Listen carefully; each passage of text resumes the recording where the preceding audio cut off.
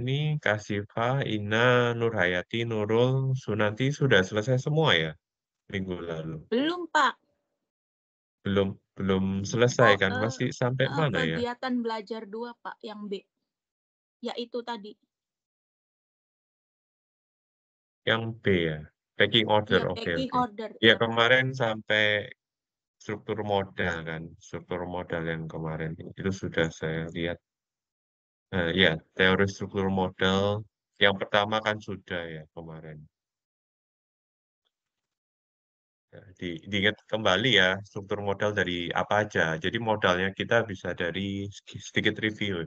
Ya, modalnya modalnya perusahaan bisa dari modal sendiri kan, modal sendiri atau uang kita sendiri dengan ada dari utang ya kan, dari utang juga. Jadi di sini kita harus menghitungnya eh, kalau dari utang sama dari modal kita sendiri atau equity ya kan, itu gabungannya bagaimana kalau digabung? Ya, kalian bisa pakai yang minggu lalu kalian bisa pakai sorry. Ya ini satu-satu ya, ini kemarin modal sendiri. Kalau misalnya 100% modal sendiri bagaimana? Ini perusahaan yang tanpa hutang ya kan? Perusahaan yang tanpa hutang. Jadi gampang ya kalau tanpa hutang di sini. Kalian ikutin aja di sini S sama dengan E dibagi KE ya. KE itu interestnya atau bunganya. Ya kalau utang berarti bunga utangnya berapa? Itu KE di sini. Ini 15% ya bunga utang. Jadi kita kalau misalnya pinjam uang dari bank, oh dapat bunganya 15% ya kan?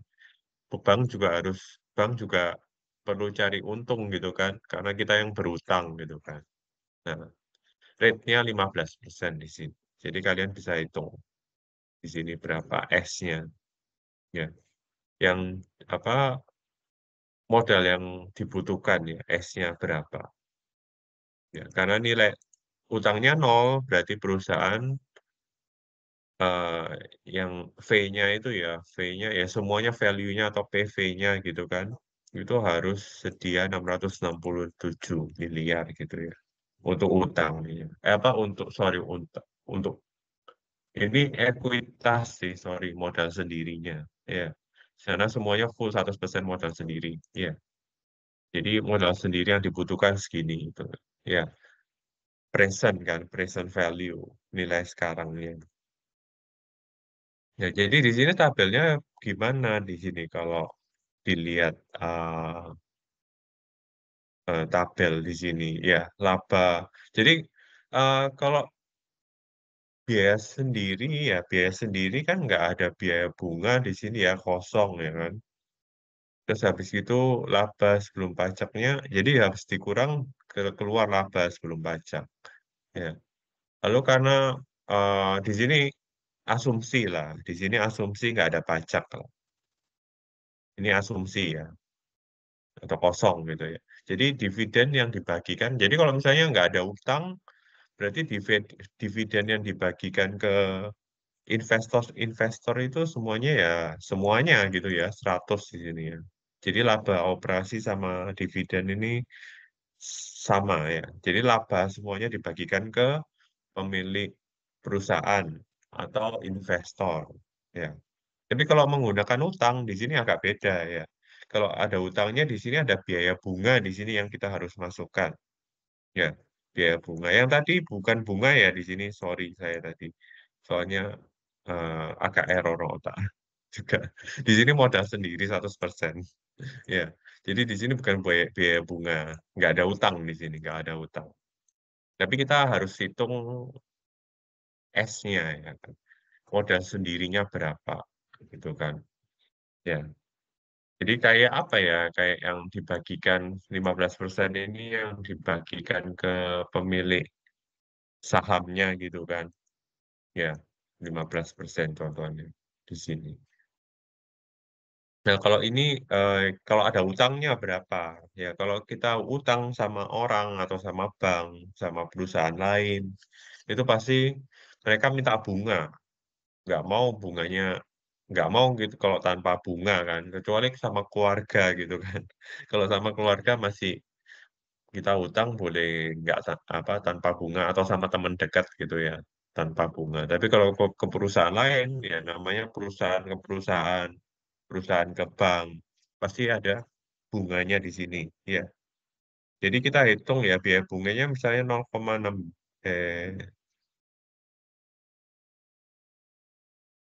ya ini eh, utang mengharuskan perusahaan membayar utang bunga yang kita beri notasi KD di sini ya 0,125%. Ya, atau 12,5% lah ya. Dengan demikian dividen dapat dibagikan setiap tahunnya sebagai berikut ya. Jadi di sini ada biaya bunga ya. Ya, jadi 37,5 ini biaya bunganya ya. Ya. Lalu kalian kurangi. Akhirnya dividen itu kecil, lebih kecil karena pakai utang. Ya, kita anggap pajaknya nggak ada pajak ya di sini. Asumsi nggak ada pajak. Jadi otomatis kalau modalnya dari kita sendiri, terus 100% ya ke kalian sendiri. Tapi kalau ada utang, ya kepotong gitu kan. Jadi kepotong juga, ya seperti itu. Nah, di sini harus kalian hitung juga ya, kalau S-nya berapa, ya modal sendirinya, present value-nya berapa. Jadi yang kalian masukkan bukan 100 ya, yang laba setelah pajak ini, atau dividen ini. Dividen 62,5 dibagi, semisal KE-nya naik 0,16. Jadi 391 miliar di sini ya. Ya. Jadi V-nya 391, tapi yang untuk yang utang ini 391 ya. 2,5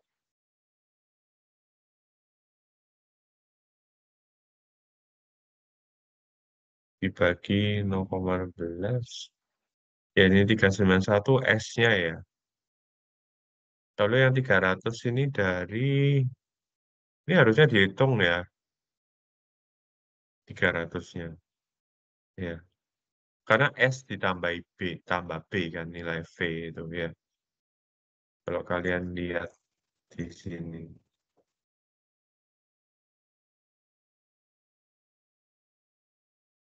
Ya, nilai B-nya 300 di sini. Jadi di total ya V-nya 691 present value-nya. Yang tadi 667 present value-nya. Jadi present value-nya bisa lebih besar kalau pakai utang. Ya, keuntungannya itu ya nilainya lebih besar kalau pakai utang. Value-nya. Ini lebih kecil.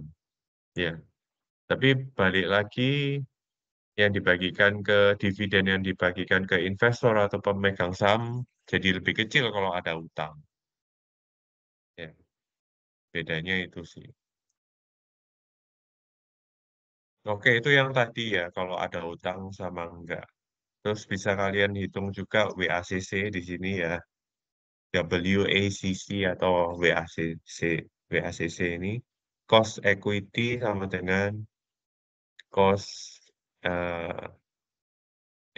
equity yang U ya di sini ya. Utang dikurangi cost equity utang dikurangi K apa ini? KD-nya ya.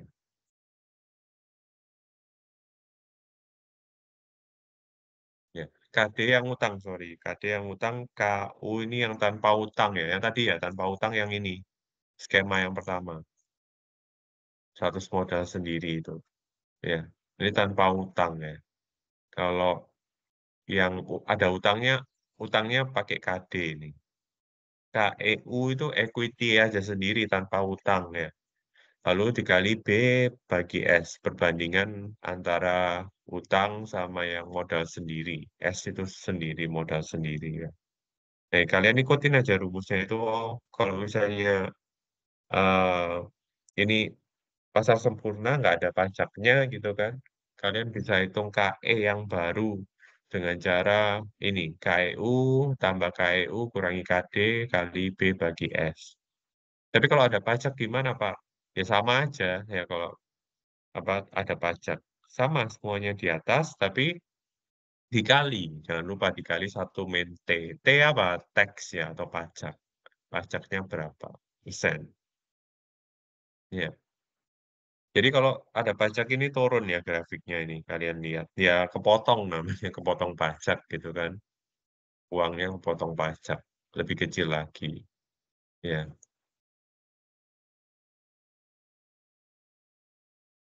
oke. Jadi di sini yang PTD ini kayaknya yang nggak ada bunga ya, nggak ada bunga di sini nol kan bunganya PTD, berarti nggak ada utang gitu kan. PTE ini yang punya utang gitu kan. Ya, mereka bandingkan di sini. Ya, kalian lihat-lihat ini 75 dibagi 0,15 bunganya yang tidak menggunakan utang, ya itu kalian pakai plot 15% lah. Tapi kalau ada utang, pakai plot utangnya itu bunganya 12,5%. Diketahui biasanya di soal, nggak usah khawatir. Jadi dihitung aja ya. Ternyata utang ini di sini bisa menghemat pajak juga ya. Tadi contohnya nggak ada pajak kan. Tapi kalau sekarang ada pajak, ternyata gara-gara utang kita bisa perusahaan kita bisa hemat pajak. Ya, ya jadi keuntungannya utang apa? Present value-nya kalian lebih tinggi, ya kan? Nilai present value lebih tinggi kan perusahaan lebih bagus kan, proyeknya lebih jalan gitu kan, PV-nya tinggi. Yang kedua, hemat pajak, soalnya kepotong kan. Ya, kalau kalian lihat lagi di sini tabel, dipotong bunganya dulu utang, habis itu baru kita bayar pajak gitu kan. Nah, pajaknya lebih kecil kalian lihat ini. Kalau pajaknya sama-sama 25%-nya ya, ini yang PTD kalau nggak ada utang bayarnya pajaknya 25. Tapi kalau ada utang, dia bayarnya cuma 15. Hemat pajak. Iya. Oke, dilanjutkan lagi yang B ya, packing order teori. Silakan kelompok modul 6. Kelompok 5. Baik, Pak. Saya akan melanjutkan presentasi kemarin, itu masih kegiatan belajar 2, poin B, packing order teori. Teori packing order dikemukakan oleh Myers disebut packing order karena teori ini menjelaskan mengapa perusahaan akan menentukan hierarki sumber dana yang paling disukai. Secara ringkas, teori packing order tersebut menyatakan sebagai berikut. 1. Perusahaan lebih menyukai pendanaan internal. 2. Perusahaan akan berusaha menyesuaikan rasio pembagian dividen dengan kesempatan investasi yang dihadapi dan berupaya untuk tidak melakukan perubahan pembayaran dividen yang terlalu besar. Poin 3 yaitu pembayaran dividen yang cenderung konstan dan fluktuasi laba yang diperoleh mengakibatkan dana internal kadang-kadang berlebih ataupun kurang untuk investasi. Poin 4, apabila pendanaan eksternal diperlukan, maka perusahaan akan menerbitkan sekuritas yang paling aman terlebih dahulu. Penerbitan sekuritas akan dimulai dari penerbitan obligasi, kemudian obligasi yang dapat dikonversikan menjadi modal sendiri, baru akhirnya menerbitkan saham baru. Apakah ada yang mau ditambahin, Pak? Ya, jadi packing order ya. Order itu urutan ya, bahasa Inggris. Bisa sebenarnya ada dua arti ya, order itu pesan atau urutan ya. Tapi di sini yang artinya urutan. Jadi kalian kalau di perusahaan-perusahaan itu lebih suka dananya itu dari mana gitu ya kan. Yang pertama kalian urutkan aja dari yang satu, dua, tiga, empat ya. Yang pertama pasti ya internal kan. Ya, dari uangnya pemegang apa uangnya pemilik perusahaan ya nggak mungkin nggak ada uang modal dari pemilik perusahaan terus mau utang aja gitu kan nggak mungkin gitu kan mana ada 100% buka usaha dari utang gitu kan ya yang pertama pasti pendanaan internal terus yang kedua apa ini ada ya kesempatan investasi gitu ya investasi lebih bagus ya Itu kesempatan yang kedua. Yang ketiga, urutan yang ketiga yang disukai pemilik perusahaan itu eh, Pembayaran dividen. pembayaran dividen, ya, yang cenderung konstan, ya, yang nggak dividennya fluktuasi gitu kan. Terus baru milih yang terakhir eksternal ya. Eksternal itu banyak ya, utang itu termasuk eksternal juga kan dari pihak luar ya. Tapi yang lebih enak dari mana di sini? Nerbitin sekuritas, ya, obligasi. Kalau bisa nerbitin obligasi dulu. Obligasi kan nggak terlalu volatile ya. Naik turun harganya gitu enggak kan obligasi. Nah, habis gitu kalau misalnya obligasi sudah butuh dana lagi, boleh nerbitin saham ya. Tapi saham kan agak repot gitu kan, harganya naik turunnya lumayan besar gitu. Istilahnya nggak stabil kalau buat perusahaannya sendiri. Ya boleh dilanjutkan. Sesuai dengan teori ini, tidak ada target rasio utang karena ada dua jenis modal sendiri yang preferensinya berbeda, yaitu laba ditahan atau dipilih terlebih dahulu dan penerbitan saham baru dengan kata lain dipilih paling akhir. Rasio utang setiap perusahaan akan dipengaruhi oleh kebutuhan dana untuk investasi. Pecking order teori menggunakan asumsi bahwa ada asimetri informasi antara manajemen dengan pemodal publik. Manajemen mempunyai informasi yang lebih lengkap daripada pemodal publik. Yang kedua, manajemen yang belum tentu merupakan pemilik perusahaan bertindak untuk kepentingan pemilik perusahaan. Ingat bahwa antara pemilik perusahaan dan manajemen bisa terjadi pemisahan. Ada yang Ya, ditambahin, Pak? dilanjutkan aja. Oke. Poin C, yaitu berapa banyak utang akan dipergunakan.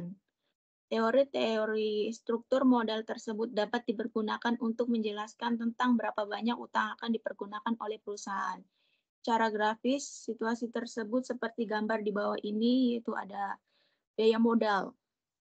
Kesulitan penerapan teori ini adalah dalam hal penaksiran perilaku biaya modal yang digunakan perusahaan. Lanjut nggak, Pak? Ya, ini grafiknya ya sedikit Ya, dijelaskan. Ini perbandingannya utang dengan modal sendiri gitu kan, yang X-nya. Lalu ini biaya modalnya gitu ya. Ya kalau kalian lihat eh, perbandingannya utang dibanding S-nya, otomatis lama-lama makin besar, makin ke kanan kan. BS-nya makin ke kanan, B dibagi S-nya makin ke kanan, KE-nya makin naik ya. ya, KD-nya juga makin naik gitu kan, semuanya makin naik, ya kan? Seperti itu ya. KO ini ya, KO itu kalau modalnya dua-dua ada ya, selain utang sama equity ya, modal sendiri. Dua-dua ada itu di KO di sini. Mungkin ya berapa persen itu ya. Jadi dia letaknya di tengah-tengah. Next. oke. Beberapa penelitian di luar Indonesia menemukan bahwa rasio utang perusahaan tampaknya tergantung pada 4 faktor sebagai berikut, yaitu size atau ukuran perusahaan. Perusahaan besar cenderung mempunyai rasio hutang yang tinggi atau dukungan terhadap balancing teori. Yang kedua ada tangible assets, yaitu aset berwujud. Perusahaan dengan rasio aset tetap terhadap total aset yang tinggi mempunyai rasio utang yang tinggi atau dukungan terhadap balancing teori. Yang ketiga ada profitability atau kemampuan memperoleh laba. Perusahaan dengan profitabilitas yang tinggi mempunyai rasio utang yang rendah. Dengan kata lain yaitu dukungan terhadap pecking order teori. Yang keempat ada market to book. Perusahaan dengan rasio market to book yang tinggi mempunyai rasio utang yang rendah. Apa ada yang mau ditambahin, Pak? Iya, enggak. Cuma paling ini aja ya. Jadi rasio utang itu makin besar ya kalau ukuran perusahaannya makin besar ya. Perusahaan besar otomatis utangnya lebih banyak. Ya. Perbandingan utangnya sama modal sendirinya lebih banyak utangnya. Ya, itu ya. Memang wajar ya seperti itu, memang wajar. Lain-lain mungkin ya, mungkin yang lain contoh profit ya. Biasanya kalau profitnya tinggi, utangnya rendah. Ya, rata-rata seperti itu ya. Kalau untungnya banyak, utangnya itu yang rendah biasanya. Ya, jadi nggak, ya namanya dividen. Tadi kan ada contohnya ya. Kalau misalnya 100% modal sendiri ya dividennya buat kita semua 100%. Ya, keuntungan perusahaannya ya buat kita semua. Ya otomatis profitnya lebih tinggi ya. Ya, yang lain bisa dibaca sendiri. Oke, berikutnya Eh, KP3. Kegiatan belajar 3 akan dilanjutkan oleh Katiwi, Pak.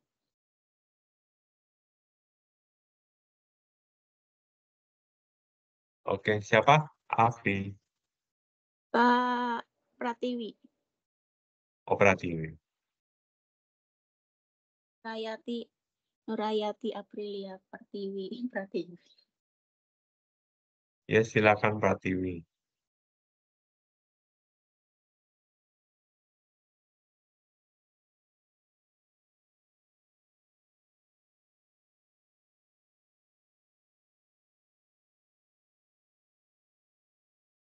Orangnya ada nggak? Ada, Pak. Nurhayati. Sebentar katanya, Pak. Oke, oke.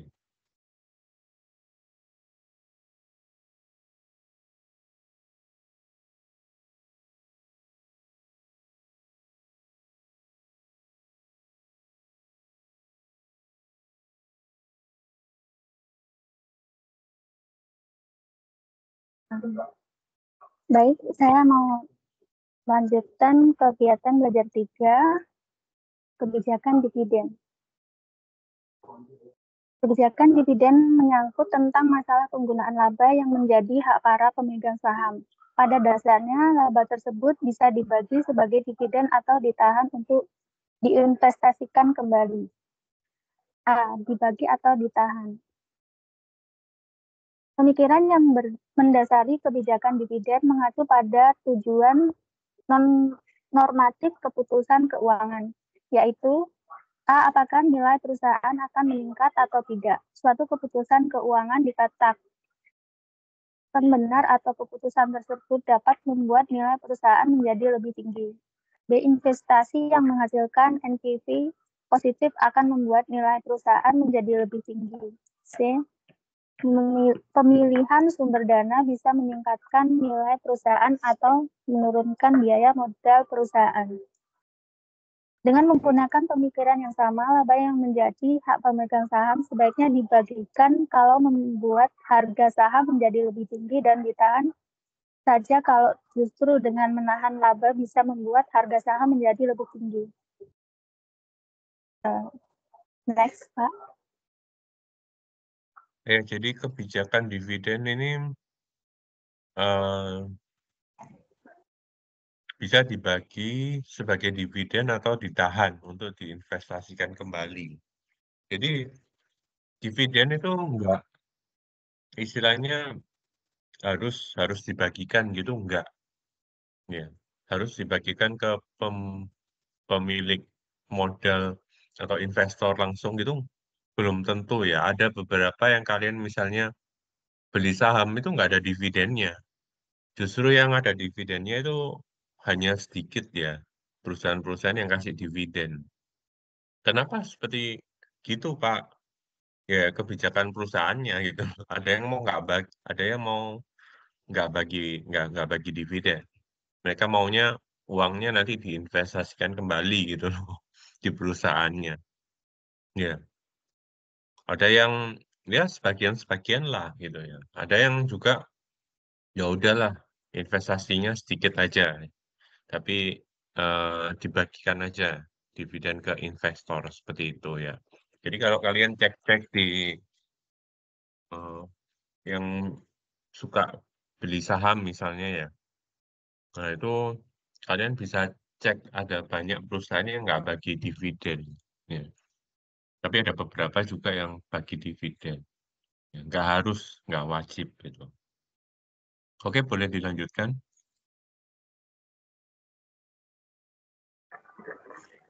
Baik, Pak. Yang B, residual dividen model.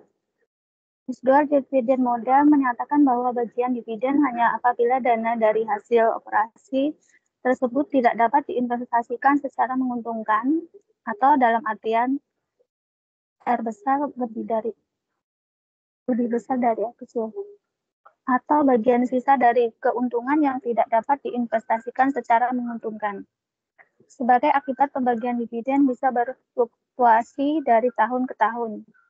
Ketika dana hasil operasi diinvestasikan cukup banyak dengan menguntungkan, maka dividen yang dibagikan kecil jumlahnya.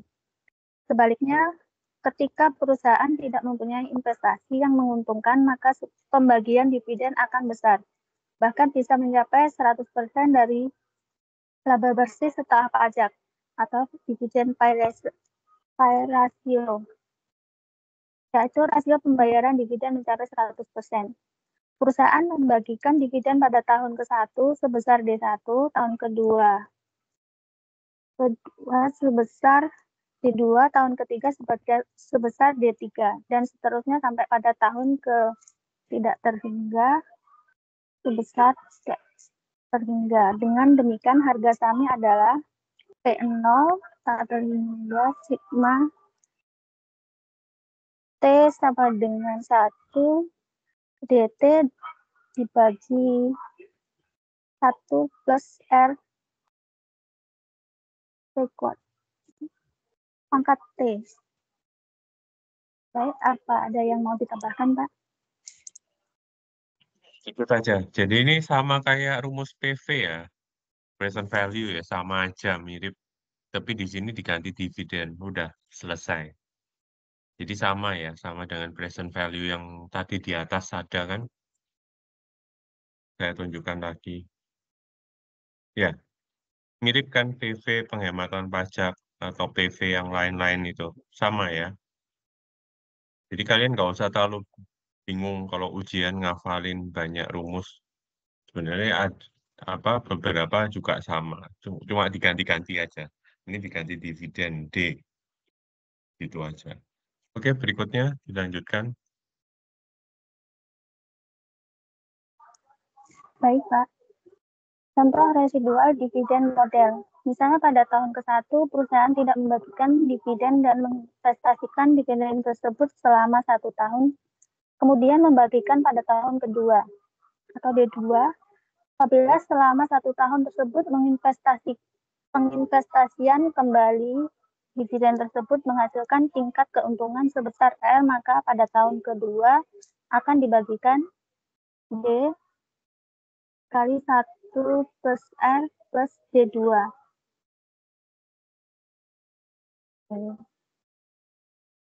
Penjelasan P0 lebih besar P0 atau ini lambang apa gitu. Positif terjadi pada saat perubahan biaya dividen bisa meningkatkan harga saham. Apabila diinginkan apa ini lambang apa ya? Delta P. Ya? Delta itu perubahan ya. Oh iya Delta iya itu Pak. perubahan. Jadi Apabila P0 dikurangin P0 ini. ya, apabila diinginkan delta P positif, maka nilai R lebih besar dari R kecil, di mana R adalah internal rate of return dan R adalah biaya modal. Apakah Bapak mau menambahkan? Oke, jadi yang penting ini yang rumus 6.11 ya. Yang lainnya ini penurunan rumusnya aja. Ya, dapat dari mana gitu kan. Ya. Jadi yang penting itu rumus 6.11. Delta P itu perubahannya. Ya, delta P itu perubahannya di sini, perubahan nilainya, perubahan nilai dari apa setelah sama sebelum. Ya, P0 aksen dikurangi P0 di situ, itu delta P. Lalu yang lain-lain sama ya. Ya, R besar ini meningkat ya, menghasilkan tingkat keuntungan sebesar R. Jadi R besar itu tingkat keuntungannya. Jadi kalian masukkan ada tambahan sedikit di sini kan, cuma R dikurangi R kecil dibandingkan rumus yang di atas. Ya, jadi di sini contoh residual dividend model. Ya, jadi di sini kalau misalnya tahun yang pertama itu enggak membagikan tidak membagikan dividen dan menginvestasikan dividen selama 1 tahun ya di situ. Jadi ada R besarnya di sini. Ya, oke. Boleh dilanjutkan?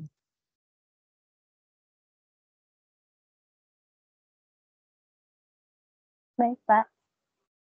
Contoh kedua, residual dividen model. Misalkan suatu perusahaan memperoleh laba bersih setelah pajak sebesar 100 miliar dan perusahaan tersebut menghadapi beberapa kesempatan investasi sebagai berikut.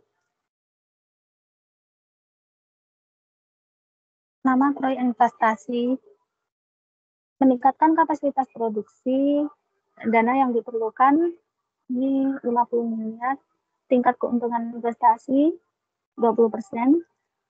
Kedua, meluncurkan produk baru, dana yang diperlukan 30 miliar, tingkat keuntungan investasi 12%, memperluas jaringan distribusi, dana yang diperlukan 20 miliar, tingkat keuntungan investasi 15%. Misalkan biaya modal sama dengan R sebesar 15%. Dengan informasi tersebut, maka proyek investasi yang akan diambil adalah proyek dari nomor 1 dan 3 karena R lebih besar dari R kecil. Sebagai akibatnya, dividen yang dibagikan hanyalah 30 miliar, sehingga DPR sama dengan 30%. Apakah ada yang mau ditambahkan, Pak?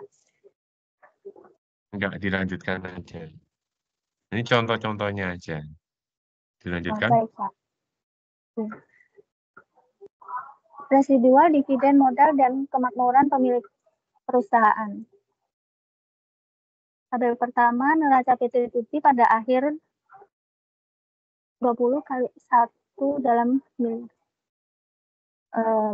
Perusahaan menerbitkan 100 juta lebih lembar saham sehingga harga per lembar adalah Rp5.000. Terus kasnya 100 miliar berasal dari laba bersih setelah pajak,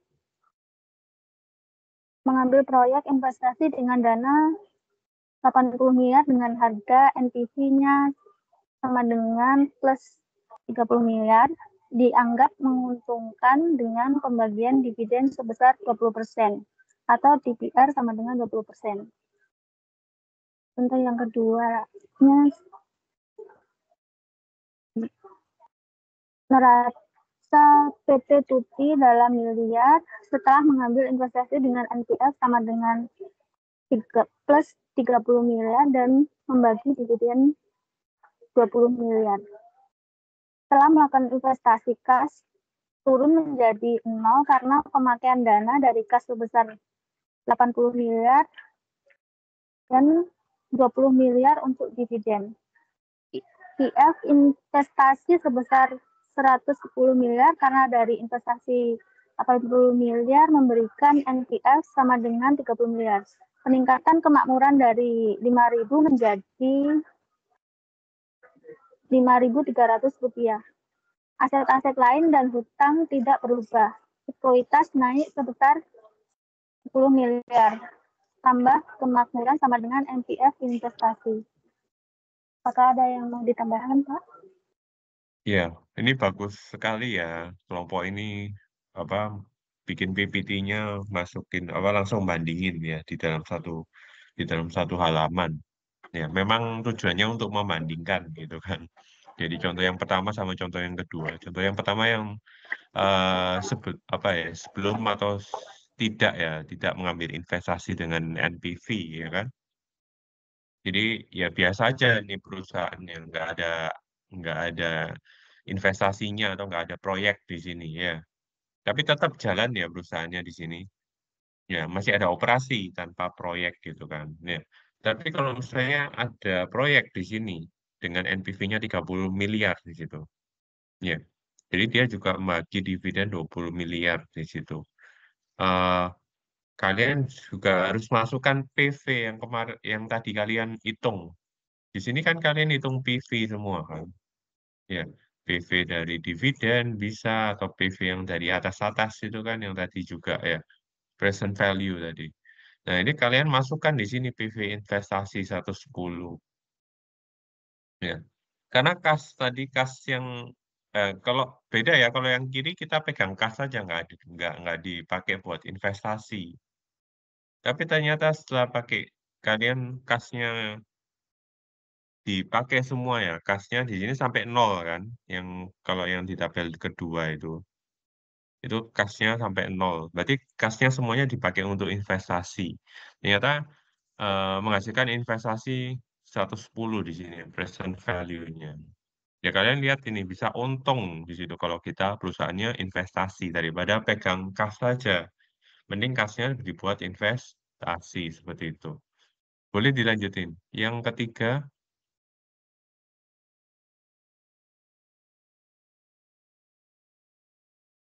Baik, Pak. Di contoh ketiga, neraca PT Tuti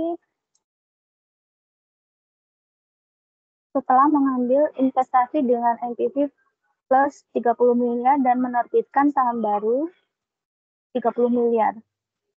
Investasinya sama, sisa aktiva neraca tidak mengalami perubahan dengan nilai perusahaan tetap sebesar 910 miliar. Pembagian dividen sebesar 50 miliar atau DPS sama dengan 500 rupiah. Pemegang saham lama yang hanya mempunyai satu lembar saham, harga sahamnya akan turun menjadi 4.800, tetapi menerima DPS sebesar 500. Kemakmuran meningkat dari 5.000 rupiah menjadi 5.300 atau yaitu 4.800 plus 500 rupiah. Contoh keempat,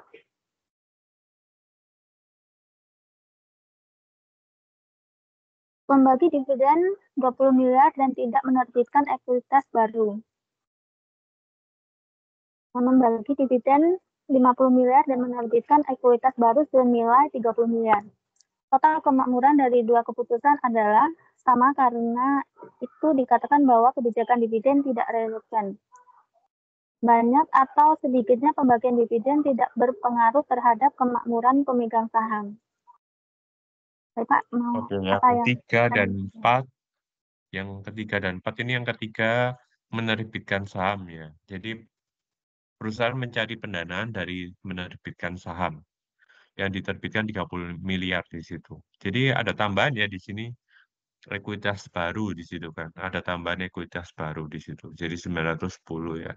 Walaupun totalnya 910 tetap ya sama yang tadi, total aset sama total utang ekuitas. Sama aja. Ya. Karena dia nggak mau merubah ekuitasnya. Tetap 510 totalnya. Tapi ada ya diterbitkan aja gitu loh. Dikasihkan ke investor yang di luar supaya mereka bisa investasi ke kita, ke perusahaan kita ya. Nah, itu ya. Tapi yang bedanya apa? Kalau ya kita nerbitin saham, kita bagi saham. Sorry, bagi dividen. Ya, kita bagi dividen di sini. Bedanya itu ya bagi dividen. Membagi dividen, yang ini perbandingan ya, kalau bagi dividen 20 miliar dan tidak menerbitkan ekuitas baru. Kalau yang kedua, kolom kedua membagi dividen 50 miliar dan menerbitkan ekuitas baru yang 30 miliar tadi yang di contohnya ini ya, yang di contohnya nomor 3 itu. Ini sebenarnya bukan nomor 4 ya, nomor 4 lah, nggak apa-apa. Lanjutannya nomor 3 ini. Ya. Oke, jadi kalau di total ya tetap ya total kemakmurannya sama-sama aja 530. Ya, tapi yang dividen yang diterima kalian bisa lihat itu lebih besar karena menerbitkan ekuitas baru, otomatis dividennya makin besar. Ya. Ya kalau misalnya sahamnya kalian di luar lebih besar, ya dividen yang kalian bagikan juga lebih besar gitu aja, ya kan? Oke, dilanjutkan. Baik, Pak. Yang kedua ada biaya emisi dan pajak atas dividen. Apabila perusahaan menerbitkan saham baru, perusahaan akan menanggung berbagai biaya atau flotation cost seperti fee untuk underwriter, biaya notaris, akuntansi, konsultan hukum, pendaftaran saham, dan sebagainya, yang berkisar antara 2-5%. Misalnya biaya-biaya tersebut mencapai 4%. Ini berarti apabila perusahaan menerbitkan saham baru senilai 30 miliar, maka jumlah yang diterbitkan sebesar 30 miliar per 0,04 sama dengan 31,25 miliar. Yang 1,25 miliar merupakan biaya emisi, yang 30 miliar untuk ekuitas baru. Seperti yang dijelaskan neraca PT dalam tabel 6.4, setelah mengambil investasi dengan NPS ditambah plus 30 miliar dan menerbitkan saham baru 30 miliar dengan biaya emisi 4%. Maka total aset 910, total hutang dengan ekuitasnya 910 juga. Neraca setelah adanya biaya emisi dan pajak atas. Maaf, Pak. Baik, Pak. Apa ada yang mau ditambahkan? Ya, ini cuma kalau ada fee ya, ada biaya untuk ya kalian nerbitin saham itu otomatis melibatkan banyak pihak atau orang ya. Bursa efek juga, underwriter-nya juga. Underwriter itu yang nanganin emisi di emisi sahamnya. Ya, itu orang yang nanganin kalian. Yaitu semuanya butuh uang ya. Semuanya butuh dana gitu kan. Untuk semua butuh dibayar juga. Itu semuanya orang ya, orang yang profesional. Notaris juga, angkutannya juga, apa konsultan hukumnya di situ macam-macam. Ya ini tambahan aja ya biaya emisi 4%.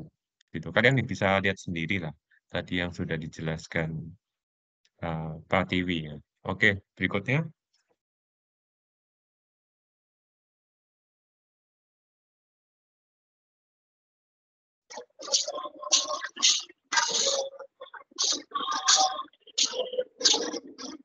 Silakan dilanjutkan. Oh, Halo, maaf, silakan Pak. dilanjutkan presentasi. Lupa nggak buka ini mic-nya. Membagikan dividen 20 miliar dan tidak menerbitkan ekuitas baru. Membagi dividen 20 miliar dan menerbitkan ekuitas baru.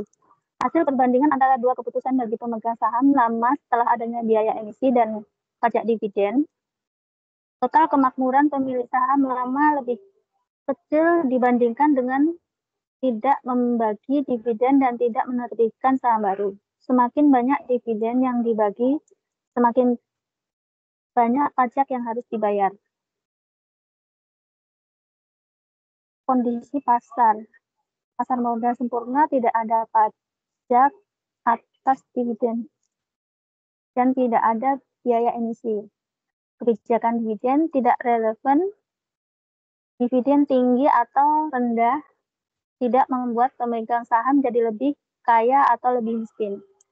Pasar modal tidak sempurna, ada pajak atas dividen, ada biaya emisi. Kebijakan dividen lebih baik, kecil, atau rendah. Kesimpulannya, apabila ada biaya emisi dan pajak atas dividen, maka pembayaran dividen seharusnya sekecil mungkin. Pembagian dividen mungkin tidak relevan. Baik Pak, apa ada yang mau ditambahkan? Bisa dilanjutkan aja. Baik Pak.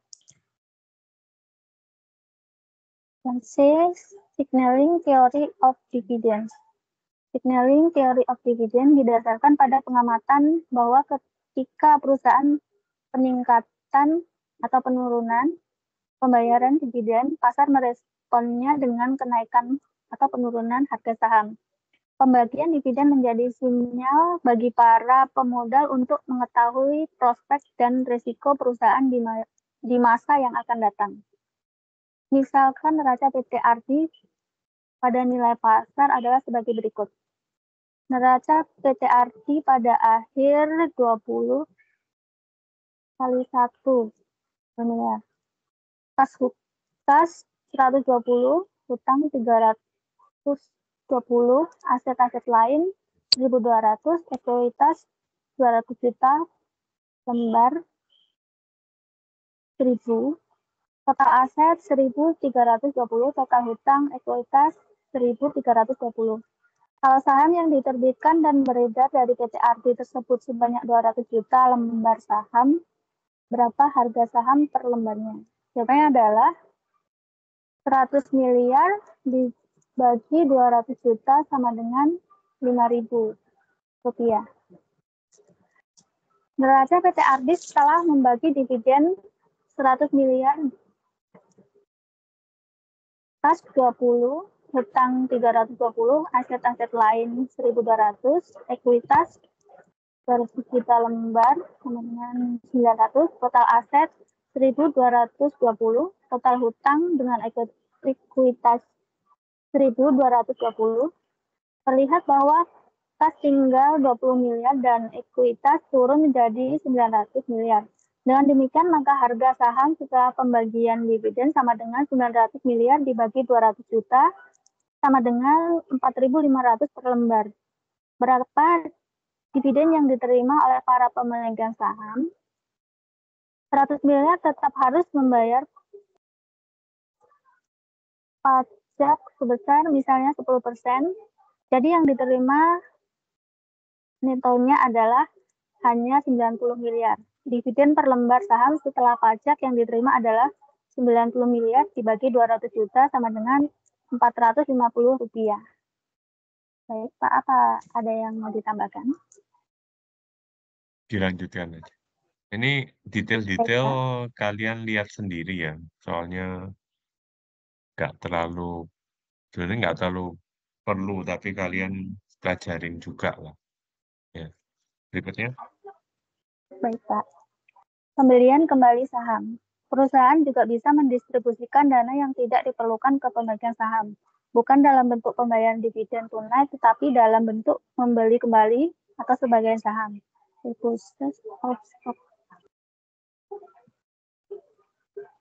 Neraca PT Ardi setelah membeli kembali sebagian saham senilai 100 miliar. Kas 20 miliar, hutang 320 miliar, aset-aset lain 1.200 miliar, ekuitas 180 juta lembar sama dengan 900 miliar, total aset 1.220 miliar, total hutang dengan ekuitas 1.220 miliar. Saldo kas turun menjadi 20 miliar atau karena yang 100 dipergunakan untuk membeli kembali sebagian saham. Nilai ekuitas turun menjadi 900 miliar. Jumlah kas neto yang diterima oleh para pemodal, perbandingan antara dividen tunai dan pembelian kembali saham. Dividen tunai, kas yang dibayarkan oleh perusahaan 100 rupiah, pembelian kembali saham sama dengan 100 rupiah. Pajak 10%, dividen tunainya juga 10 rupiah. Dan pembelian kembali saham 0. Biaya transaksi 0,35%, dividen tunainya 0, pembelian kembali saham 0,35. Jumlah bersih diterima pemegang Mungkin saham. lebih, Waduh. nggak usah satu-satu. Halo, halo. Ya, nggak Oh, perlu baik, satu-satu Pak. dibaca lah.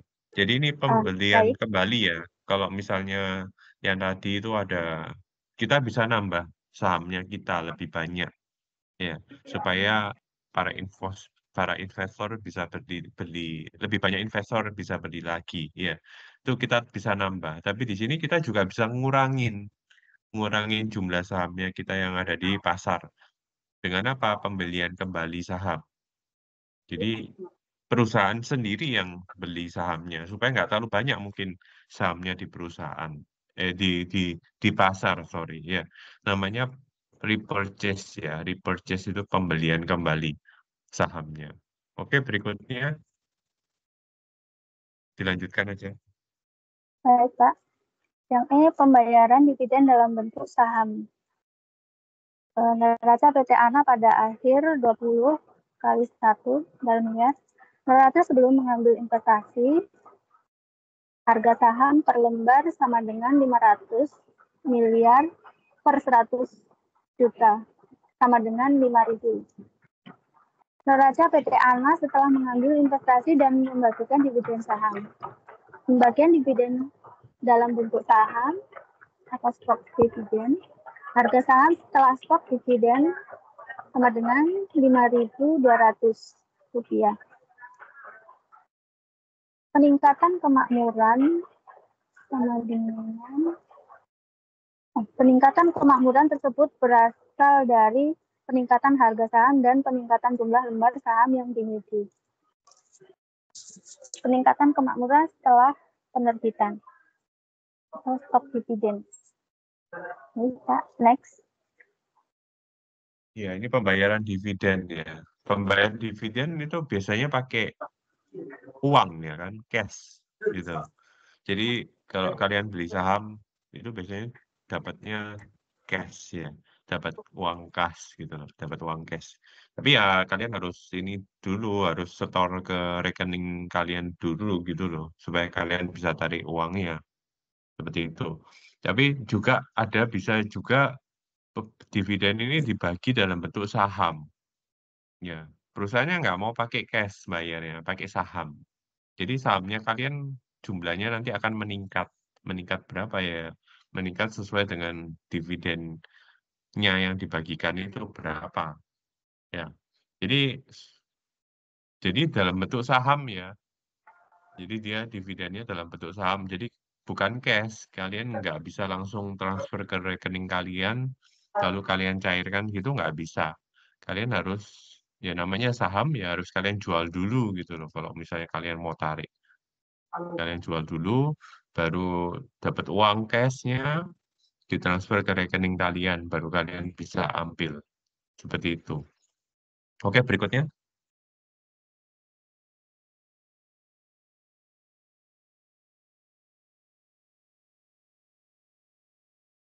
Baik, Pak. Price Earning Ratio (PER) adalah rasio pasar untuk menilai seberapa besar perbandingan antara harga saham dengan laba bersih per lembar saham.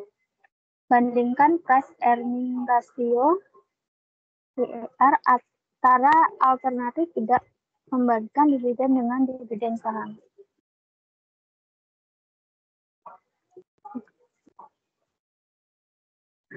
Apabila harga saham lebih tinggi dari 5.200, maka para pemodal pasar menafsirkan akan terjadi peningkatan profitabilitas perusahaan di masa mendatang. Peningkatan IPR terjadi bukan karena stok dividen, tapi karena perusahaan mengambil kesempatan investasi yang menguntungkan sehingga profitabilitas di masa yang akan datang diharapkan akan menjadi lebih baik. Faktor kunci adalah profitabilitas dan risiko perubahan. Ada yang mau ditambahkan, Pak? Ini kalian buat analisa sendiri ya, EPS, PER ini ya. Ya, semakin EPS-nya makin besar, earning per share ya. Satu saham itu menghasilkan keuntungan berapa ya, makin besar ya makin bagus gitu kan.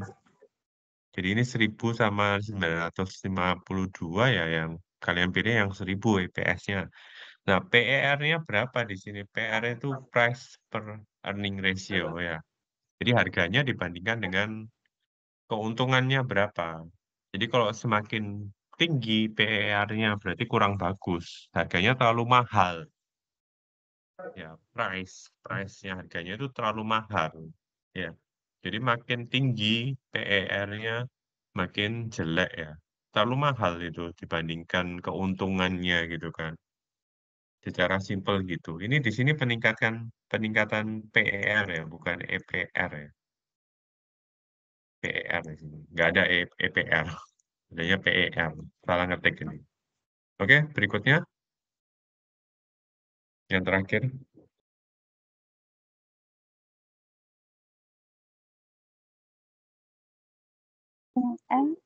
Pemecahan saham. Tujuan utama dari pemecahan saham ini adalah untuk membuat saham tersebut lebih likuid dalam perdagangan, atau artinya lebih sering diperdagangkan.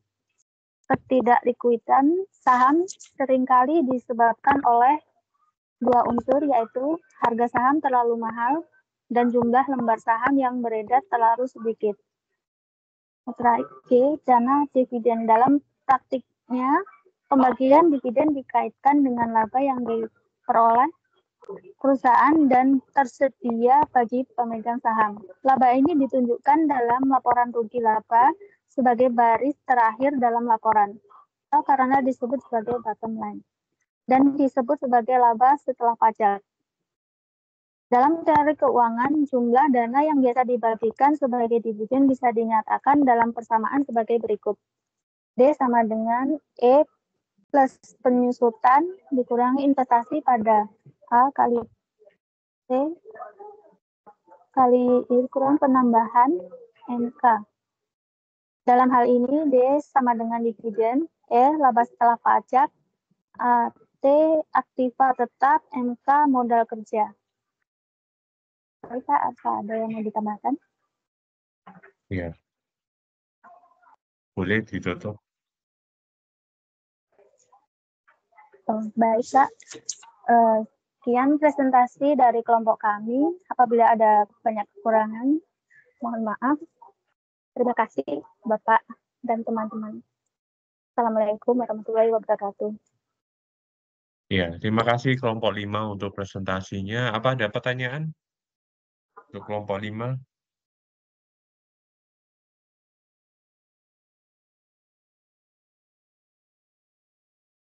Dari awal sepi-sepi terus, jadi nggak ada yang bertanya. Ada yang mau ditanyakan nggak?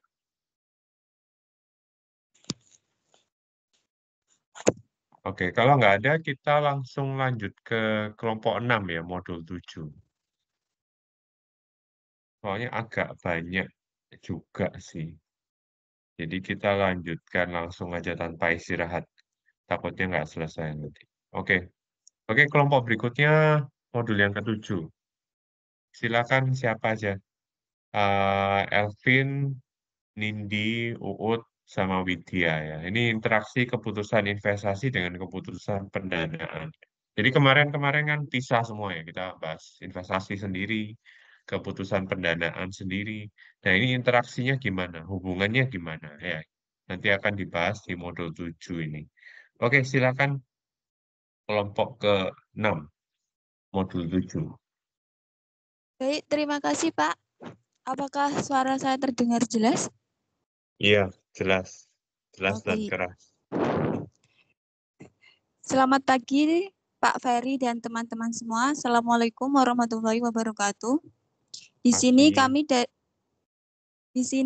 dari kelompok 6 yang beranggota akan membahas modul 7 yang berjudul Interaksi Keputusan Investasi dengan Keputusan Pendanaan. Yang beranggotakan saya sendiri, Elvin Lydia Ferdiana, Kak Nindi Ningtyas, Kak Uut Trisnawati, dan Kak Uut dan Kak Widya. Next, Pak.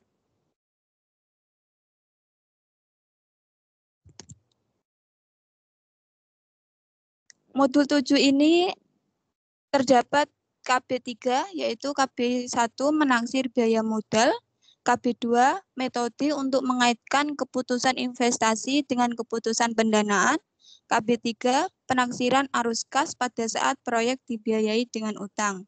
Next, Pak.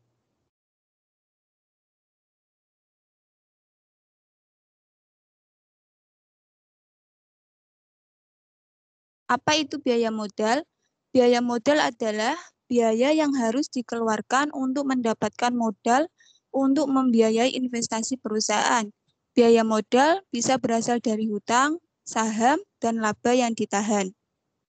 Ada dua cara yang digunakan untuk mengaitkan keputusan investasi dengan keputusan pendanaan, yaitu yang pertama, biaya modal rata-rata berbobot atau tertimbang, yang disebut dengan Weighted Average Cost of Capital atau WACC. Yang kedua, menggunakan metode Adjusted Present Value. Jika perusahaan menggunakan beberapa sumber modal, maka biaya modal yang dihitung adalah WACC dari seluruh modal yang digunakan. Ada yang perlu ditambahkan, Pak? Ya, jadi ada dua ya yang perlu dikerjakan ya atau digarisbawahi di sini. Ya pakai WACC yang saya sudah jelaskan apa yang tadi ya, modul ke-6 sama ada di modul ke-5 kalau nggak salah WACC. Modul ke-6 sih, sorry. WACC ya. Lalu juga present value, jangan lupa dua metode ini sangat penting ya buat apa biaya modal di sini. Oke, berikutnya aja. Belum masuk juga terlalu dalam. Ya, di sini ada faktor yang mempengaruhi biaya modal, yaitu faktor yang pertama, faktor yang dapat dikendalikan, yang kedua, faktor yang tidak dapat dikendalikan. Faktor yang dapat dikendalikan ini terdiri dari tingkat suku bunga dan tarif pajak. Sedangkan faktor yang tidak dapat dikendalikan yaitu kebijakan struktur modal, kebijakan dividen, dan kebijakan investasi. Manfaat mengetahui biaya modal yang pertama, menentukan apakah investasi menguntungkan atau merugikan. Yang kedua, sebagai discounting factor dalam menghitung present value aliran kas. Dan yang ketiga, regulasi perusahaan yang monopoli.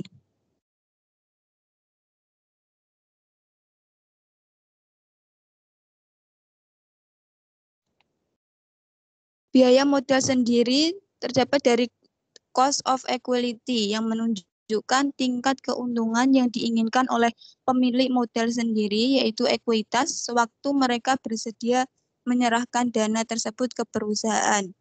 Penaksiran biaya modal sendiri ini bisa dilakukan jika perusahaan telah go public, dan jika belum, estimasi dilakukan berdasarkan referensi dari usaha yang sejenis. Ada yang bertambahkan, Pak? Oh, enggak. Ini masih lanjutannya yang tadi ya. KE Iya, itu ya, cost equity. Sama-sama bab sebelumnya, modul 6. Boleh dilanjutkan sih. dalam menaksir biaya modal sendiri dapat menggunakan rumus RI, yaitu tingkat keuntungan yang layak untuk saham, sama dengan RF tingkat keuntungan bebas risiko, ditambah RM tingkat keuntungan portofolio pasar atau indeks pasar dikurangi dengan RF tingkat keuntungan bebas risiko dikali dengan beta risiko saham. Contohnya yaitu suatu saham diperkirakan mempunyai beta saham 1,20, RF-nya 7%, RM diharapkan sebesar 13%. Maka biaya modal sendiri untuk perusahaannya yaitu KE sama dengan 7% plus 13% dikurangi 7% dikali 1,2%, hasilnya 14,2%. Di sini jika semakin besar beta semakin tinggi RI, yaitu biaya modal sendiri.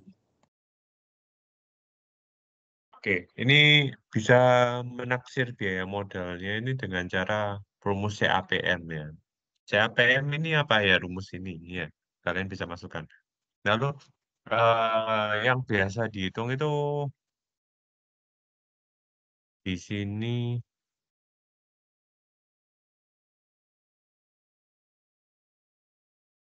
RI-nya ya. RI-nya ya. RI-nya yang kalian hitung, tingkat keuntungan yang layak untuk saham. Iya, saham perusahaannya kita sendiri gitu loh. Itu RI. Nah, RF ini apa? Tingkat keuntungan bebas resiko. Ya, apa sih keuntungan yang bebas resiko? Kalian bisa ambil bunga deposito, ya, atau obligasi pemerintah. Itu rate-nya berapa? Bunganya berapa? Itu kalian bisa jadikan RF.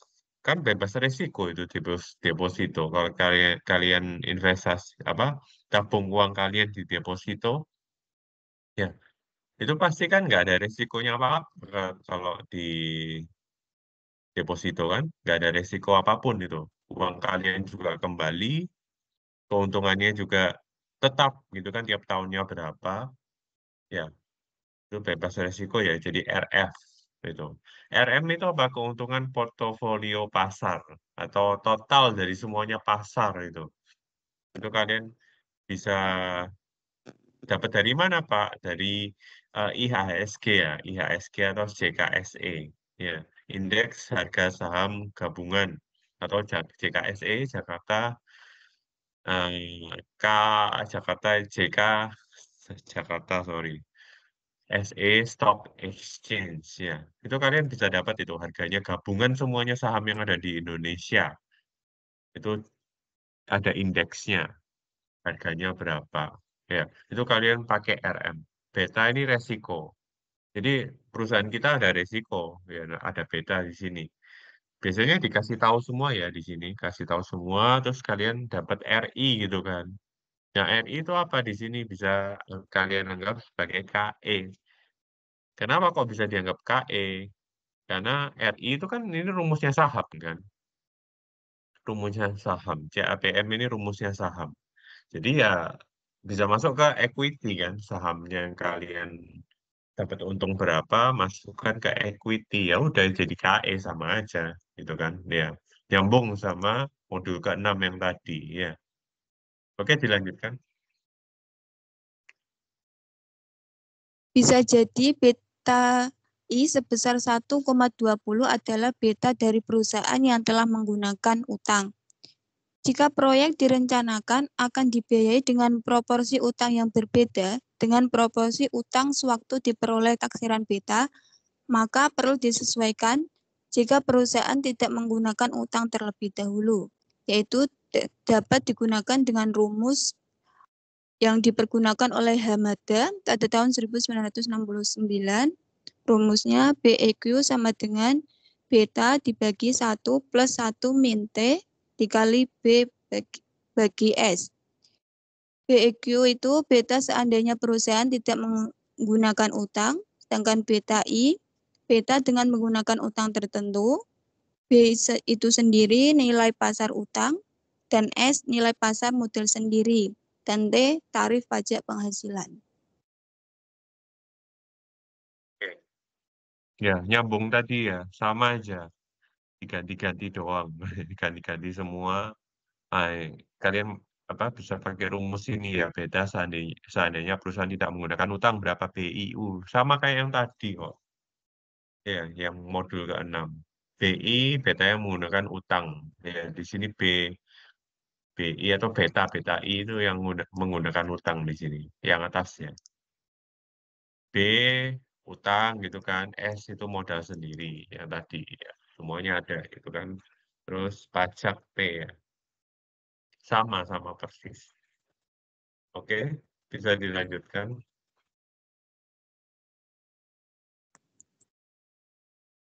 B per S di sini sama dengan 100, yaitu berarti utang yang dipergunakan sama dengan nilai modal sendiri. Dan T sama dengan 0,30. Maka BEQ sama dengan 1,20 dibagi 1 plus 1 min 0,30 dikali 1,0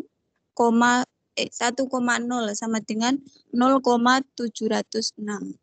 Jika proyek akan dibiayai dengan 40% utang dan 60% modal sendiri, maka beta untuk PR-nya E sama dengan 7% ditambah 13% dikurangi 7% dikali 1,04 sama dengan 13,24%. Biaya modal sendiri yang relevan adalah KE sama dengan 7% ditambah 13% dikurangi 7% dikali 1,04 sama dengan 13,24%. Di sini perlu diingat bahwa beta untuk saham menjadi lebih kecil jika perusahaan akan mempergunakan utang dengan proporsi yang lebih kecil. Pak, dipersilakan, Pak. Dilanjutkan aja. Menaksir biaya modal sendiri menggunakan pendekatan cash flow.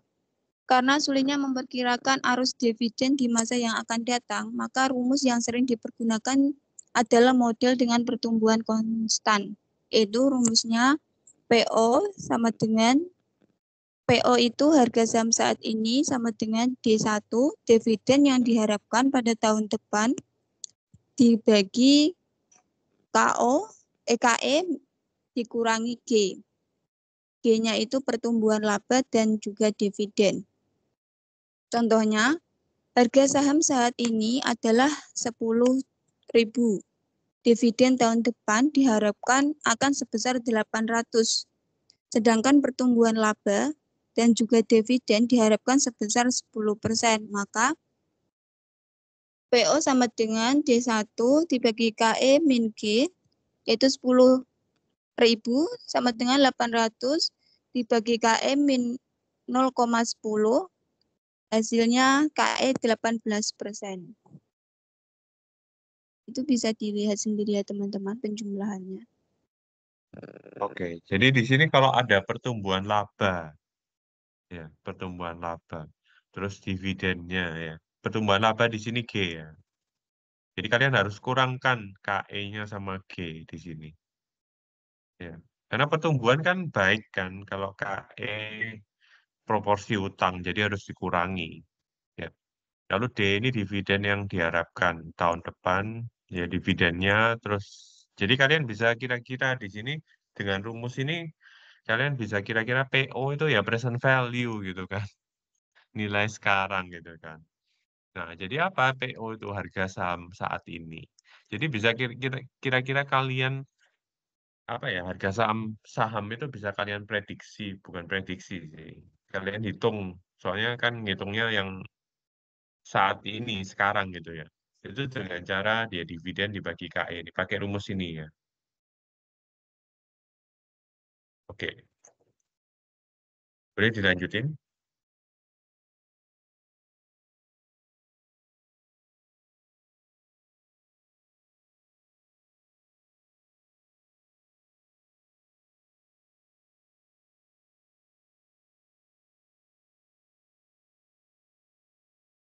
Baik Pak, saya lanjutin Pak. Iya, silakan. Saya Widya Elvinia dipanggil sama bosnya. Oke, oke. Ya, silakan. Widya. Cara lain yang dikembangkan oleh Modigliani dan Miller yaitu KE sama dengan KEU plus KEU min KD dikalikan 1 min T dikali B per S. Bisa dilihat sendiri untuk rumusnya. KE itu biaya modal sendiri, KEU biaya modal sendiri tidak menggunakan utang, KD biaya utang, B sama dengan nilai pasar utang, S yaitu nilai pasar modal sendiri, T tarif pajak penghasilan. Lanjutnya Pak. Iya, tadi ini rumusnya udah ada di modul 6 ya. Kalian cek lagi.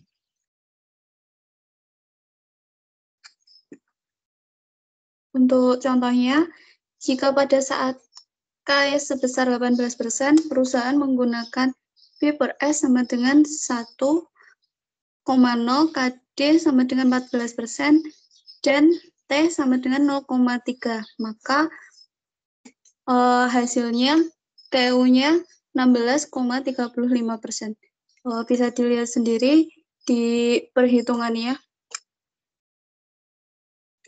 Untuk contoh B-nya, jika proyek direncanakan akan dibiayai dengan 40% utang dan 60% modal sendiri, maka biaya modal sendiri yang relevan adalah KE sama dengan 16,35% ditambah 16,35% dikurangi 14% dikalikan 0,4 dibagi 0,6 dikali 1 min 0,30 sama dengan 17,45%. Untuk perbedaannya menggunakan asumsi yang berbeda, yang A menggunakan RF sama dengan 7% dan B tidak ada RF-nya, hanya ada KD karena asumsinya perusahaan sudah berada dalam tahap pertumbuhan konstan. Mau ditambahin Pak Ferry? Ya, ini apa perbandingan ya kalau misalnya B dibagi S-nya yang pertama 1 ya, yang contoh A ya. Berarti apa di sini 50% utang, 50% 50% modal sendiri kan gitu kan. Sama kan 50-50 dibagi ya 1 gitu kan. Kalian bisa dapat kalau misalnya pakai modal sendiri itu 16,35% ininya keuntungannya. Tapi kalau utangnya semakin kecil, jadi 40 sama 60 modal sendirinya 60%, yang contoh B. Ya, itu kalian bandingkan ternyata dia lebih besar ya ininya KE-nya ya. KE-nya dia bisa dapat lebih besar. Oh, enggak perbandingan. Ini KE, sorry. Ya, kalau pakai dua-dua di sini utang apa cost equity-nya, sorry, cost equity-nya bisa kalian dapat 17,45. KEU-nya dapat dari sini ya, yang atas tadi perhitungan yang contoh A ya. Itu kalau misalnya 100% istilahnya KEU itu kalau anggapannya asumsinya 100% dari modal sendiri, nggak ada utang gitu kan. Itu kalian masukkan di sini KEU. Ya. Lain-lain tinggal dimasukkan semua, dapat. Oh, ternyata kalau eh, mod- modal sendirinya itu loh, bunganya 17,45. Ya. Hampir mirip-mirip modul ke-6 sih ini. Bisa kalian cek-cek lagi, bandingkan sama modul ke-6. Ya. Oke, bisa dilanjutkan, Lydia. Yang B selanjutnya biaya utang, cost of debt. Biaya utang menunjukkan biaya yang ditanggung oleh perusahaan karena menggunakan dana yang berasal dari pinjaman, menggunakan metode present value. Contohnya, suatu perusahaan akan menerbitkan obligasi dengan jangka waktu 10 tahun, membayarkan bunga sebesar 14% per tahun. Nilai nominal obligasi adalah 1 juta. Sewaktu ditawarkan, obligasi hanya laku terjual dengan harga 980.000. Biaya utangnya diberi notasi KD yaitu dengan melakukan trial and error KD sekitar 14,40%. Jika menggunakan Excel dengan rumus IRR, hasilnya adalah 14,3%. Bisa dilihat dalam tabelnya itu perhitungannya. Kalau year to maturity artinya tingkat keuntungan yang akan diperoleh oleh pemilik obligasi apabila mereka memegang obligasi tersebut sampai dengan jatuh tempo. Maaf Pak Ferry, untuk biaya utang ini saya belum jelas. Bisa tolong ditambahin Pak? Iya, kalau biaya utang, ini kita tadi udah ketemu KE kan, KE ya, biaya equity ya yang atas ini KE, equity atau modal sendirinya. Kalau di sini yang biaya KD-nya ngitungnya gimana gitu kan? Kalau berasal dari pinjaman atau utang, ya. Nah di sini kalau misalnya ada ini contoh lain lagi ya, jadi nggak nyambung sama yang tadi. Ini contoh lain lagi. Jadi perusahaan kalau menerbitkan obligasi, jadi dia cari dananya lewat obligasi ya. Jadi bikin orang-orang investornya itu utang gitu kan ya. Jadi membayarkan ini semuanya tinggal dimasukkan aja ya kan. Bunganya 14%, nilai nominal obligasinya 1 juta, obligasi hanya laku sekitar segini, saya jual dengan harga 980.000, ya. Biaya utangnya segini, ya. Nah, di sini 98.000, atasnya di sini kan 440.000 gitu kan, plus 1 juta di sini kan, 1 juta ya. Ya. Nah, di sini dia pakai trial error ya, trial error atau pakai Excel. Jadi kalian di sini nggak usah, eh, memang agak ribet pakai IRR ini, harus pakai Excel. Ya, tapi kalau pakai Excel enak, tinggal ketik aja sama dengan IRR gitu kan. IRR dalam kurung apa aja kalian masukkan aja, inputkan aja, selesai. IRR-nya dapat KD ya. Jadi di sini IRR-nya juga KD sama dengan KD 14,39. Sama, hampir mirip-mirip kalau Excel sama trial error. Trial error itu apa, Pak? Ya kalian coba masukkan satu-satu gitu loh. Oh, KD-nya misalnya kira-kira, oh ini di sini 14% ya, bunga sebesar 14%. Saya coba masukkan KD 14%. Cocok nggak harganya 980.000? Bener nggak? 980.000. Oh, kalau misalnya salah, ternyata salah kalau cuma 14%. Saya coba 14,1. KD-nya saya masukkan 14,1%. Ternyata masih kurang gitu kan. Jadi salah. Ya. Saya coba lagi 14,2 ya. Sampai akhirnya ketemu 14,4. Ternyata 14,4 ya mirip-mirip lah walaupun nggak sama persis yang kiri sama yang kanan. Ya, tapi kalau kalian pakai Excel lebih akurat ya, 14,39 sampai 2 angka belakang koma dapatnya. Ya seperti itu. Ya, jadi masuk-masukannya seperti itu ya. Mungkin bingung Widya tadi mungkin bingung trial Oh, and error ini ya. ya Pak, kalau trial and Maksudnya. error-nya saya nggak bisa. Tapi kalau pakai Excel, saya bisa Pak, untuk penjumlahannya. Ya nggak apa-apa, pakai Excel boleh ya. Boleh pakai Excel. Tapi kalau trial error itu ya masukkan satu-satu gitu ya. Repot Wah, ya. benar. KD-nya diganti 14%. KD-nya ganti 14,1%. 14,2%, 14,3%, 14,4%. Oh, ternyata hampir mirip sama 980.000. Ya, ternyata betul. Ya, tapi kalau bisa pakai Excel ya pakai Excel nggak apa-apa. Tapi kalau ujian kayaknya nggak ada sampai kayak gini deh. Soalnya Ya, habis teorinya kan ya.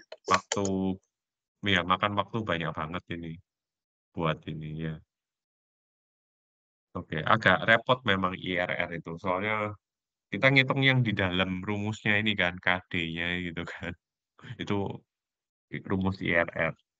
Tapi kalau kita ngitung yang 980.000-nya, misalnya nggak ada 98.000-nya, KD-nya ada semua, gampang kan kalian tinggal masukkan kalkulator gitu, dapat gitu kan ya. Hitung sendiri Oke, bisa. Oke, berikutnya. baik, Pak.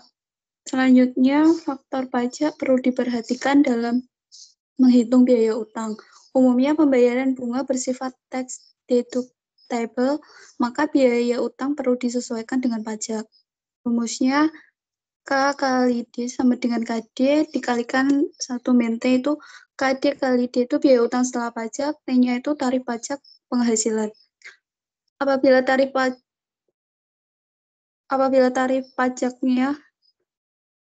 pajak adalah 25%, maka biaya utang setelah pajak adalah, ini untuk contohnya Pak, apabila tarif pajak adalah 25%, maka biaya utang setelah pajak adalah K kali D sama dengan 14,4%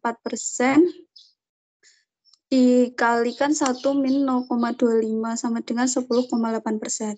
Selanjutnya, selain faktor pajak, ada juga faktor floatation.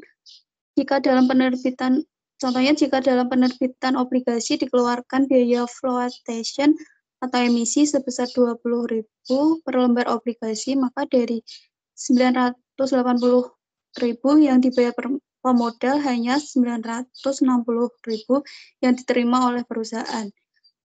Untuk biaya utang sebelum pajaknya adalah bisa dilihat trial and error-nya itu nanti kita akan memperoleh KD yang sedikit lebih besar dari 14,4%. sewaktu tidak ada flotation cost. Mau ditambahin Pak Ferry? Oh, ini kalau ada pajak ya, satu maintain-nya gitu. Ya, oke. Bisa dilanjutkan deh. Itu cuma penambahan pajak aja. Selanjutnya, C. Biaya saham preference.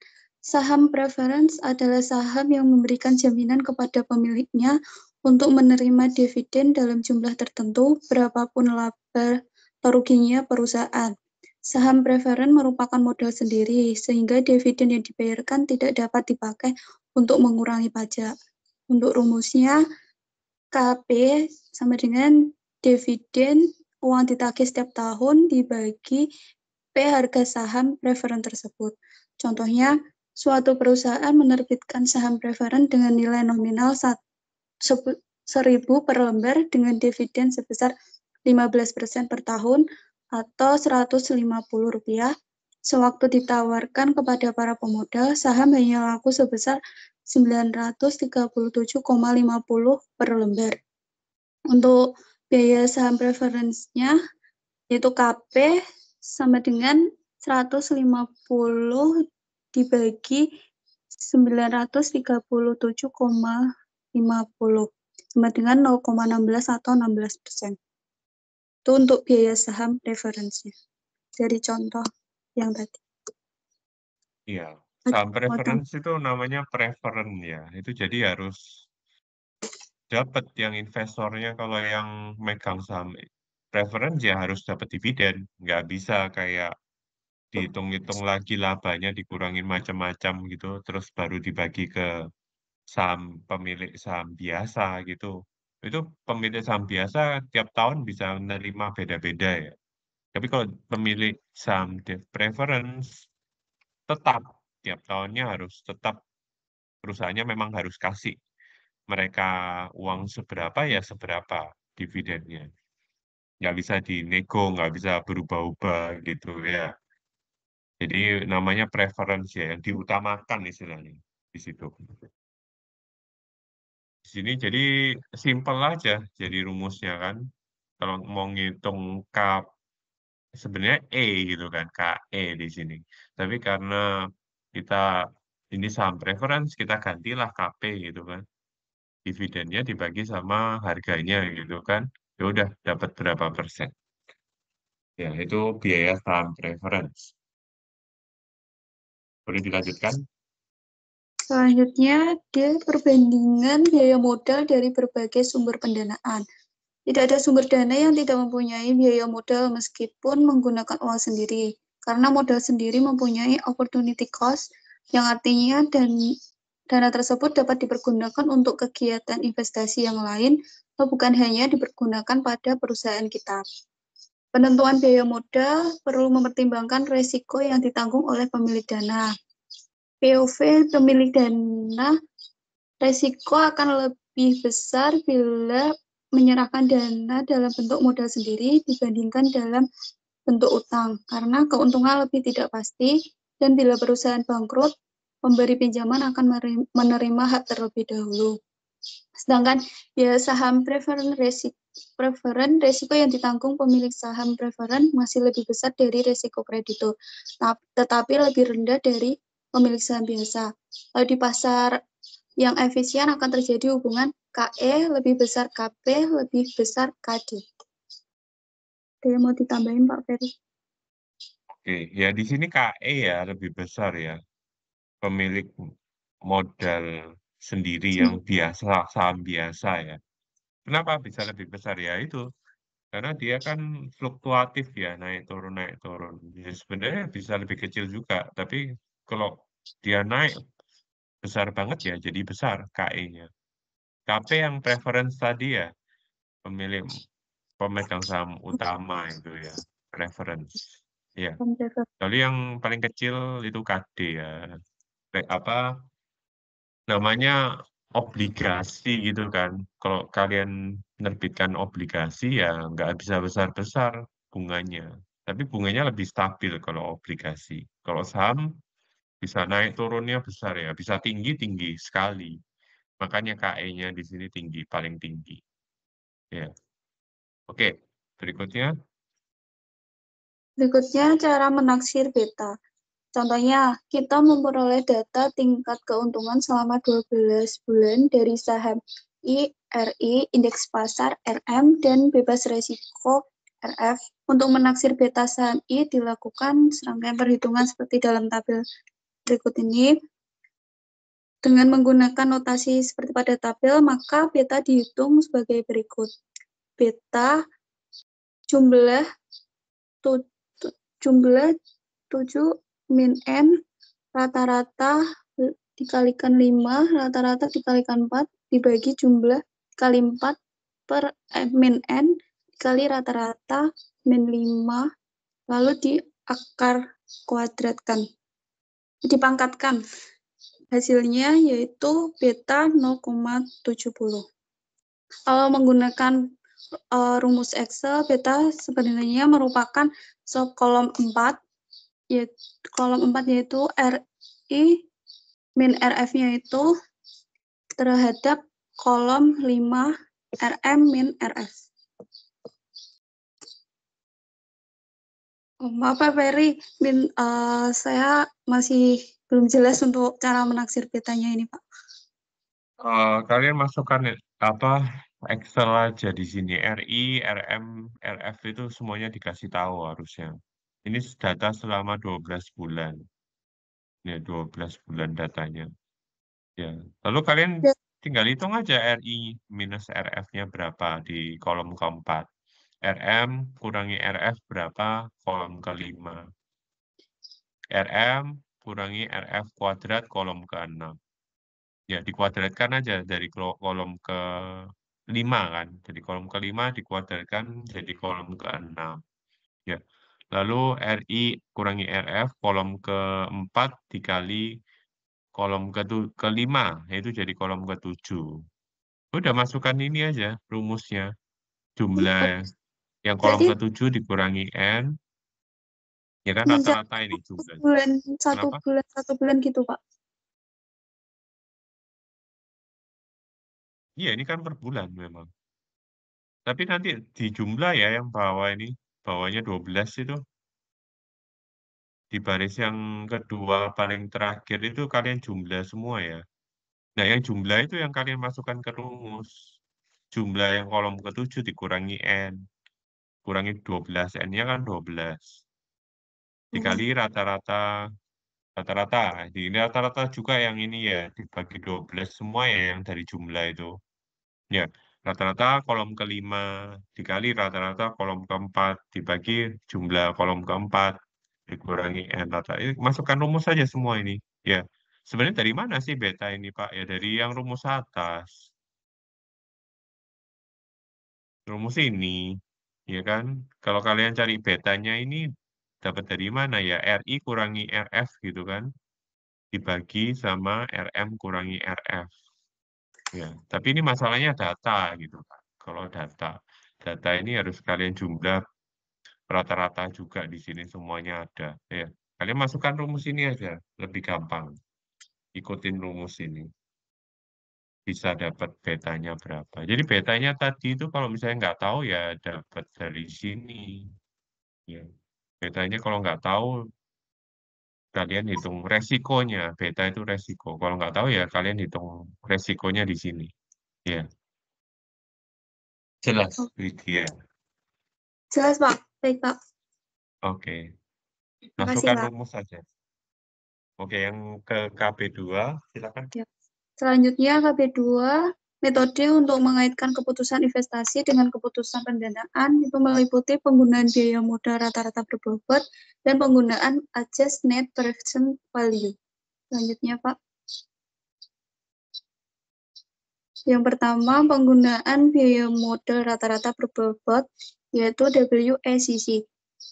Biaya modal rata-rata tertimbang, Weighted Average Cost of Capital, WACC, merupakan rata-rata tertimbang dari biaya-biaya modal yang digunakan untuk membiayai suatu investasi. WACC inilah yang digunakan sebagai tingkat keuntungan yang layak dalam perhitungan NPV atau cut-off rate perhitungan IRR. Apabila diperoleh NPV yang positif, IRR lebih besar dari WACC, maka investasi tersebut dinilai menguntungkan dan berlaku sebaliknya. Lalu untuk menggunakan metode ini perlu ditaksir terlebih dahulu biaya modal dari masing-masing sumber dana. Penaksiran biaya modal individual tadi sudah dibahas di KB1. Selanjutnya, Pak.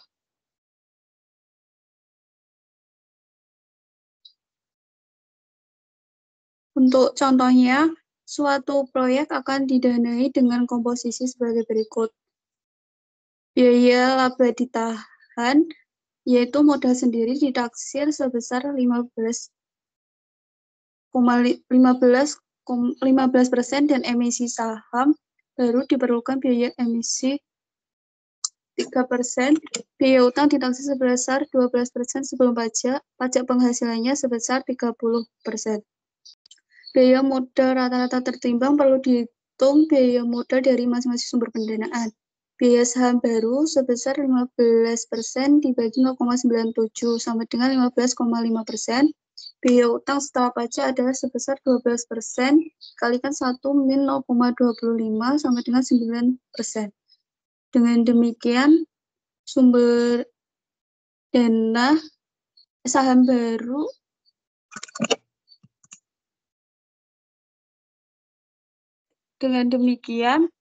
untuk saham barunya komposisinya 0,4%, biaya modal setelah pajak 15,5%, rata-rata tertimbangnya 6,2%. Laba yang ditahan komposisinya 0,30, biaya modal setelah pajak 15%, rata-rata tertimbangnya 4,5%. Utangnya 0,3, biaya modal setelah pajak 9%, rata-rata tertimbangnya 2,7%. Untuk biaya modal rata-rata berbobot yaitu 13,40%.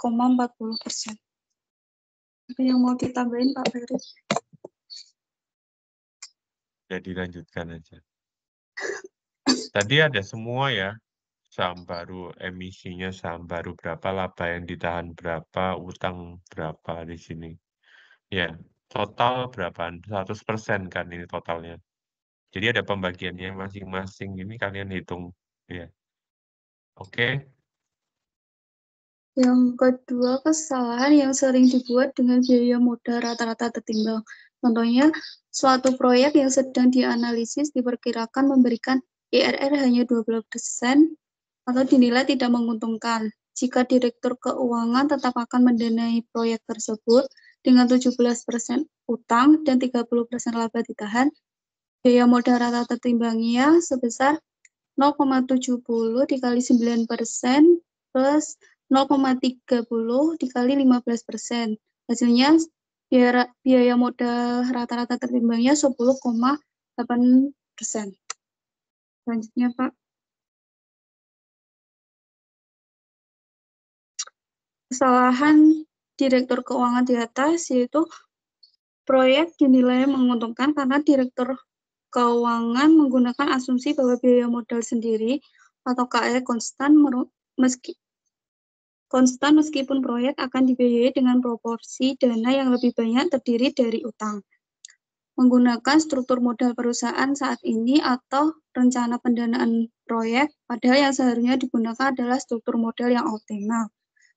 Lalu mengabaikan kemungkinan bahwa biaya modal sendiri proyek bisa berbeda dari biaya modal sendiri perusahaan saat ini, terutama jika proyek tersebut berbeda dengan bisnis perusahaan saat ini.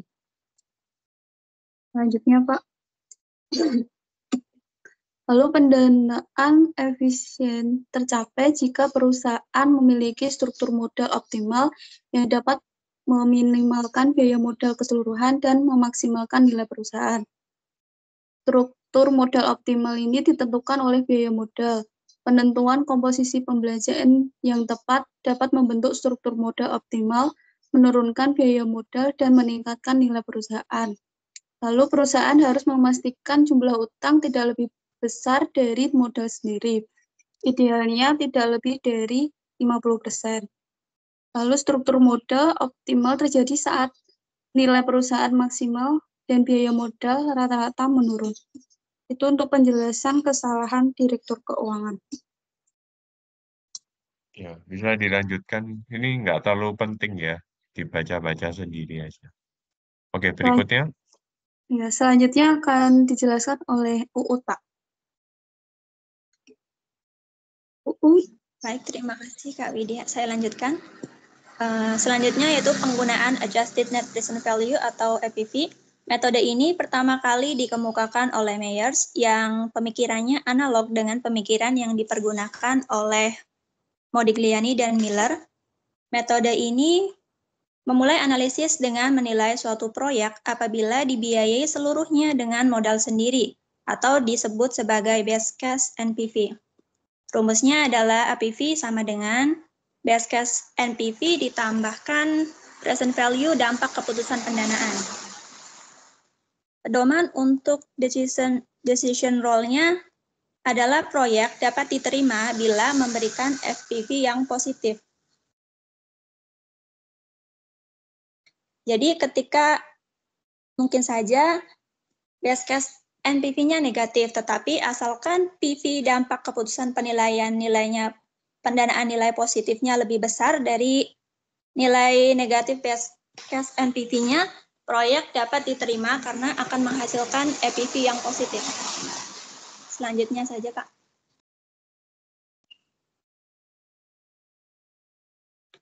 Contoh, suatu proyek mempunyai usia ekonomi yang tidak terhingga.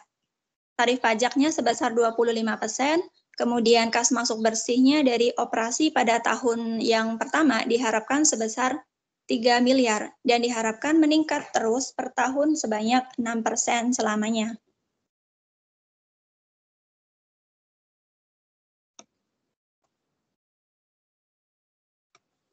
Perhitungannya ada dua bisa dibandingkan. Yang pertama, jika proyek dibiayai dengan 100% modal sendiri, ditaksir sebesar 18%. Investasi yang dikeluarkan senilai 40 miliar pada tahun ke-0. Dari informasi tersebut dapat dihitung bahwa base case NPV-nya adalah minus 2,5 miliar. Ini berarti bahwa apabila proyek dibiayai dengan keseluruhan modal sendiri akan dinilai tidak menguntungkan. Sedangkan contoh yang kedua, bila proyek dibiayai dengan utang yang bersifat permanen sebesar 16 miliar dengan biaya utangnya 12%, maka present value penggunaan utangnya adalah 4 miliar karena FPV-nya bertambah jadi 1,5 miliar. Karena itu, apabila memungkinkan diperlukan utang permanen sebesar 16 miliar, maka proyek tersebut dinilai menguntungkan. Apa ada tambahan, Pak? Ya, jadi sebenarnya sudah diulang-ulang berkali-kali di sini juga ya, termasuk EPV ya, termasuk di sini juga EPV. Jadi kalau utang bukan berarti buruk ya, tapi utang itu juga bisa menambah nilai present value atau EPV di sini juga ya. Jadi apa ya, lebih bagus ya ternyata di sini kalau kalian bandingkan. Kalau struktur modalnya juga ada dari utang, nggak cuma modal sendiri aja. Buktinya di sini kalau modal sendiri, NPV-nya minus malahan. Ya, kalau pakai utang di sini bisa mengcover ya, mengcover minusnya modal sendiri itu bisa ditambah 4 di sini malah. Jadi plus 1,5 miliar. Ya. Oke, berikutnya dilanjutkan. Baik, Pak. Slide-nya. Untuk produk dengan usia ekonomis terbatas, diperlukan rencana pendanaan dari tahun ke tahun. Misalkan, suatu proyek mempunyai usia ekonomis 3 tahun, menggunakan utang 300 juta dan diangsur selama 3 tahun dengan besar angsuran pokok pinjaman yang sama. Apabila bunga yang dibayarkan 12% per tahun, dengan tarif pajaknya 30%, perhitungan besarnya present value penghematan pajak selama 3 tahun dapat dilihat di tabel di sebelah kanan. Dengan demikian, misalkan best case NPV-nya adalah 20 juta, maka NPV proyek tersebut adalah 37,94 juta. Di sini di tabel ini penghematan pajak itu bunganya dikali 0,30, 0,3 dan present value penghematan pajaknya 1 tahun itu 10,8 dibagi 1 ditambah 0,12 hasilnya 9,64. Itu Pak. Iya. Perhitungannya kalian cek-cek sendiri aja ya. Itu pakai rumus semuanya ada lengkap kok di sini. Tapi kesimpulannya apa di sini? Kalian kalau bandingkan tahun 1, 2, 3, kalau utangnya makin besar di sini ternyata juga menghemat pajak juga lebih banyak. Ya, seperti tadi kesimpulannya modul 6. Ya, utangnya makin banyak, hemat pajaknya juga makin banyak. Sebenarnya itu juga, ya. Oke, dilanjutkan. Iya Pak, baik. Bila kredit yang digunakan untuk membiayai proyek merupakan kredit dengan suku bunga murah atau disubsidi, maka perhitungan dampak sampingan dari keputusan pendanaan akan berbeda. Misalkan, perusahaan memperoleh fasilitas kredit murah dengan suku bunga hanya 8% per tahun. Apabila pola pengembalian kreditnya seperti pada tabel yang tadi, maka pembayaran bunga dan pokok pinjamannya ada di tabel yang di bawah.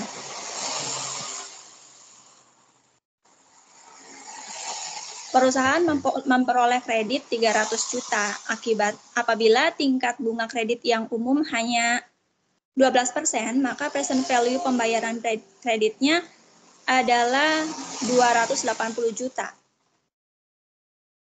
Maka NPV kreditnya menjadi 20 juta. Ini akan menambah nilai best case NPV-nya. Bisa ditambahkan, Oke. Pak? Nggak ada ya. Ini perhitungan biasa ya, seperti yang sebelum-sebelumnya juga. Ya, penambahannya berapa gitu aja kalian hitung ya. Kalau tambah kredit, di sini NPV-nya ternyata ini tambah kredit ya, di sini 300 juta ternyata NPV-nya nambah ya. NPV-nya juga nambah seperti itu. Oke, dilanjutkan.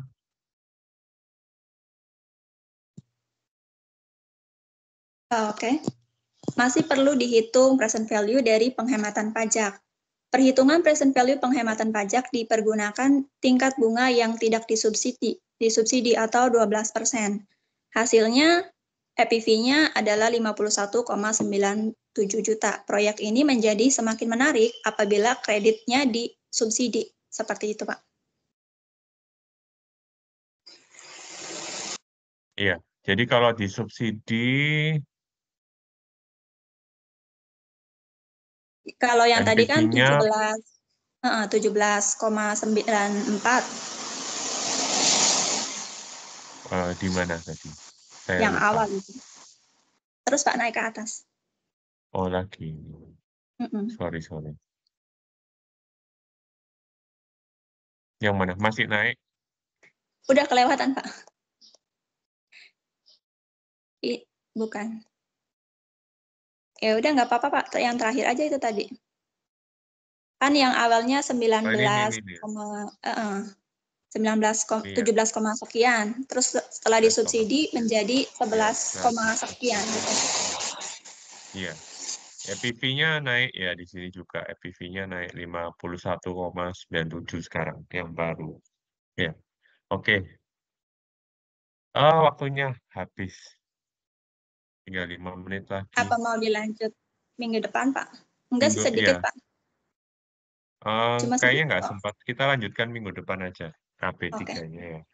Kita Baik, lanjut. Pak. Tinggal sedikit kok. Pasti muat kok. Pasti muat minggu depan sama kelompok berikutnya yang modul ke-8 ya.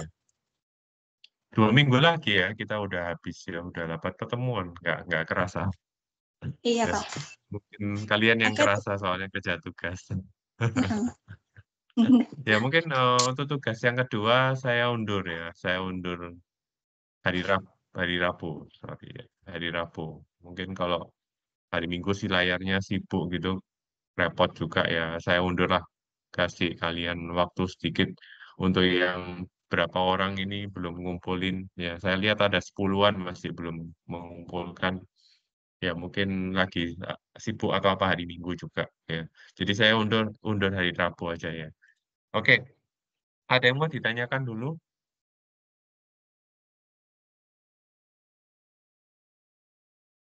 Kalau nggak ada, kita lanjutkan minggu depan modul ke-7, lalu modul ke-8 ya minggu depan. Lalu 2 minggu lagi yang pertemuan terakhir, modul ke-9 yang terakhir ya. Oke, ya. Untuk yang tugas ketiga kalian nggak usah ngumpulin lagi ya, nggak usah di-upload lagi di si layar. Kalian kan udah ngumpulkan ke Bapak ya.